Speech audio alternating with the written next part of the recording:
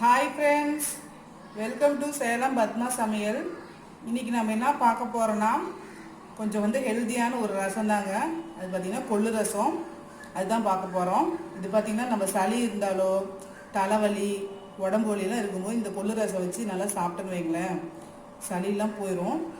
அதுக்கு முன்னாடி நம்ம சேனல் இப்போ தான் பார்க்குறீங்கன்னா மறக்காமல் சப்ஸ்கிரைப் பண்ணிக்கோங்க, பக்கத்தில் பெல் பட்டனையே அழுத்திக்கோங்க.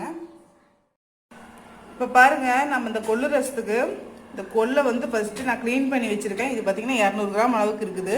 இதை நான் ஃபஸ்ட்டு குக்கரில் போடுறேன். போட்டுக்கிட்டு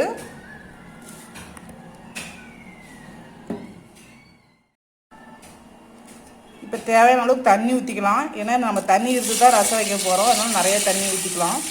நான் பார்த்தோன்னா ஒரு 1/2 லிட்டர் அளவுக்கு தண்ணி ஊற்றிருக்கிறேன். இது பார்த்திங்கன்னா விளக்கெண்ணெய். இது பார்த்திங்கன்னா நமக்கு கொள்ளு ரொம்ப சூடுன்னு சொல்லுவாங்க இல்லைங்களா, அதுக்காகவும் யூஸ் பண்ணுறோம். அப்புறம் பார்த்திங்கன்னா நல்லா வேகும் கொள்ளு, பார்த்திங்கன்னா நல்லா சாஃப்டாக வேகும். ஸோ அதனால் நான் கொஞ்சமாக ஒரு டீஸ்பூன் அளவுக்கு நம்ம விளக்கெண்ணெய் ஊற்றிட்டேன். இப்போ இதை மூடி ஒரு 5லேருந்து 6 விசில் வச்சு எடுத்துக்கலாம். அப்போ தான் பார்த்திங்கன்னா கொள்ளு நல்லா சாஃப்டாக வேகும். இப்போ அதுக்கு தேவையான பொருள் பார்த்திங்கன்னா நம்ம ஏற்கனவே கொள்ளு வேக வச்சு வச்சுருக்கோம். அந்த கொள்ளு இருத்த தண்ணி தான் இதுதான் ரொம்ப முக்கியம். இந்த கொள்ளும் கொஞ்சம் அரைச்சி போட போகிறோம், அதனால் அதையும் எடுத்து வச்சுருக்கேன். 200 கிராமில் சும்மா கொஞ்சமாக ஒரு 50 கிராம் கம்மியாக வேக வச்ச கொள்ளு எடுத்து வச்சுருக்கேன். இது பார்த்திங்கன்னா 5-6 சின்ன வெங்காயம், 2 காஞ்ச மிளகாய். இது பார்த்திங்கன்னா 1 டேபிள் ஸ்பூன் அளவுக்கு சீரகம், 1 டீஸ்பூன் மிளகு, ஒரு 7-8 பல் பூண்டு. இது பார்த்திங்கன்னா ஒரு எலுமிச்சை அளவுக்கு புளி ஊற வைக்கணும். இப்போ 3 தக்காளி, பழுத்த தக்காளி எடுத்து வச்சுக்கோங்க. கருவேப்பிலை கொஞ்சம், மல்லித்தலை கொஞ்சம். இதுக்கு ரசப்பொடி போட மாட்டோம் நாங்கள். பார்த்திங்கன்னா மல்லித்தூள் 1 டீஸ்பூன், 1/2 டீஸ்பூன் மிளகாத்தூள், மஞ்சத்தூள் 1/4 டீஸ்பூன் போடணும். இப்போ பாருங்கள், ஃபஸ்ட்டு அந்த புளியை கொஞ்சம் தண்ணி ஊற்றி ஊற வச்சுக்கலாம். இப்போ பாருங்கள், நான் ஒரு மிக்ஸி ஜார் எடுத்திருக்கேன். அதில் ஃபஸ்ட்டு பார்த்தீங்கன்னா இந்த பூண்டு, மிளகு, சீரகம் இது போட்டுட்டு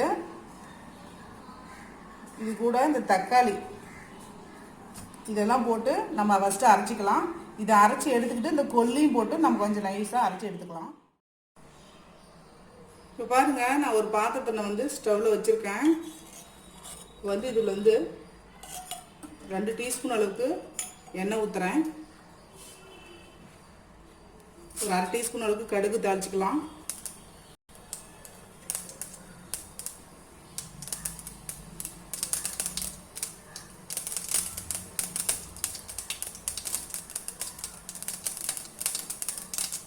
இந்த சின்ன வெங்காயமும் இந்த காஞ்ச மிளகாயும் இதில் போட்டு வதக்கலாம்.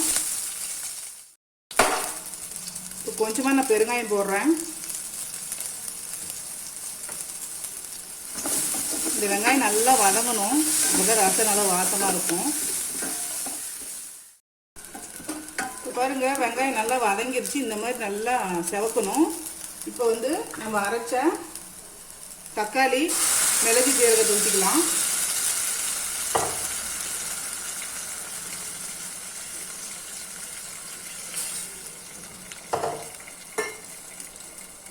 நான் இதுலேயே மல்லிப்பொடி, மிளகாத்தூள், மஞ்சள் பொடி போட்டுக்கிறேன்.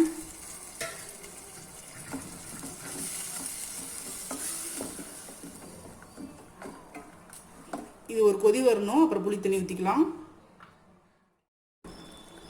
இப்போ தக்காளி பாருங்கள் கொதிச்சிருச்சு. இப்போ நான் புளி கரைசல் ஊற்றுறேன்.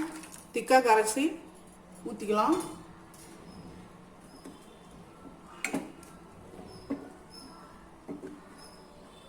இது ஒரு கொதி வரணும், அப்புறமா நம்ம வேக வச்சு தண்ணி ஊற்றிக்கலாம். இப்போ பாருங்கள், புளி தண்ணி கொதிச்சிருச்சு. இப்போ நான் இந்த கொள்ளு இருத்த தண்ணி ஊற்றிக்கிறேன்.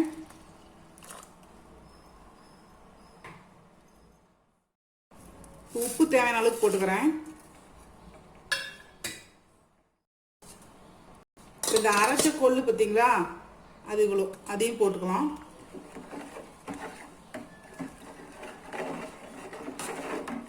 இப்போ இப்போ இந்த ஸ்டேஜில் வந்து டேஸ்ட் பார்த்துக்கோங்க. உப்பு வேணா போட்டுக்கோங்க. புளிப்பு ஜாஸ்தியாக இருந்தால் கொஞ்சமாக தண்ணி ஊற்றிக்கலாம்.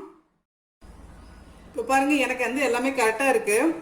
நான் வந்து இப்போ கொஞ்சம் மல்லித்தலையும் கருவேப்பிலையும் போடுறேன். இப்போ இது நுரக்கட்டினோன்னு நம்ம ஆஃப் பண்ணிக்கலாம். இப்போ பாருங்கள், நம்ம ரசம் வந்து நுர கட்டிட்டு வருது பார்த்தீங்களா? ரொம்ப கொதிக்க விடக்கூடாது. நுர கட்டினோன்னே நம்ம ஸ்டவ் ஆஃப் பண்ணிடலாம். நம்மளுக்கு கொஞ்சம் கொஞ்சமாக கட்டிட்டு வருது. இப்போ வந்து நம்ம ஸ்டவ் ஆஃப் பண்ணிடலாம். நம்ம ரசம் வந்து ரெடிங்க.